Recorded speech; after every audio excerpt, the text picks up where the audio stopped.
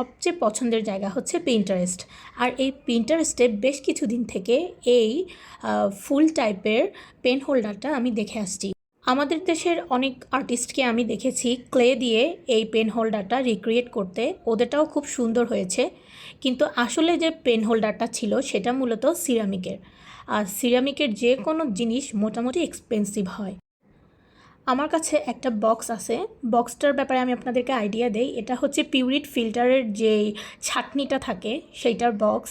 তো আমি চিন্তা করলাম এটা দিয়েই আমি এরকম কিছু একটা ক্রিয়েট করি। ক্রাফটিং আমি এখন করিই না বলতে গেলে, যেহেতু আমার বাচ্চা আছে। ক্রাফটিং করতে গেলে ছুরি কাঁচি এগুলো নিয়ে কাজ করতে হয়, ব্যাপারটা একটু রিস্ক হয়ে যায়। তারপরেও আমি আমার মতো যেভাবে জিনিসগুলোকে কেটেছি এবং একসাথে জোড়া দিয়েছি সেটা আমি আপনাদেরকে একটু দেখিয়ে দেওয়ার চেষ্টা করব।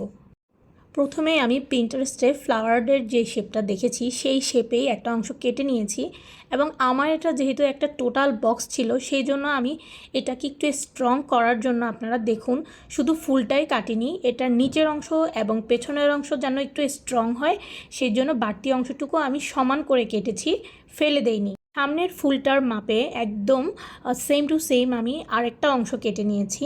এইবার হচ্ছে ভেতরে একটা বক্স শেপ দেওয়ার পালা।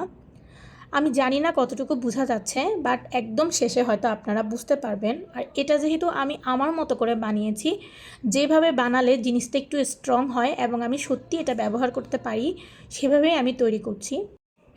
ট্রেন্ড এমন একটা জিনিস যেটা কদিন পরপরেই পাল্টাবে এবং কদিন পরপরই নতুন নতুন ট্রেন্ড আসবে। আমি যদি আমার পছন্দের সব কিছু কিনে ফেলতে যাই তাহলে এটা টোটালি ওয়েস্ট অফ মানি। দিন যত যাবে অত বেশি সুন্দর জিনিস মার্কেটে আসবে, আর এটাই স্বাভাবিক। 3 সাইডটা জোড়া দেওয়ার পরে আমার কাছে মনে হয়েছে যে একটা কাগজ দিয়ে আমি যদি কর্নারগুলোকেও ঢেকে দিতে পারি তাহলে আমার এই হোল্ডারটা আরও বেশি স্ট্রং হবে। সেই অনুযায়ী আমি একটা নর্মাল লিখার যেই খাতা থাকে সেটা থেকে একটা কাগজ নিয়ে কেটে আমি পেছনে একটু জোড়া লাগিয়ে দিয়েছি।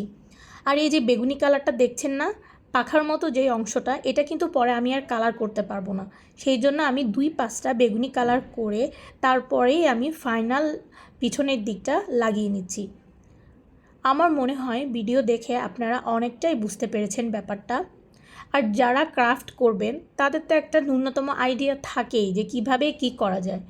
আমি জাস্ট আইডিয়াটা শেয়ার করলাম আপনাদের সাথে, এটা এক্সিকিউট আপনারা আপনাদের মতো করে করতে পারেন।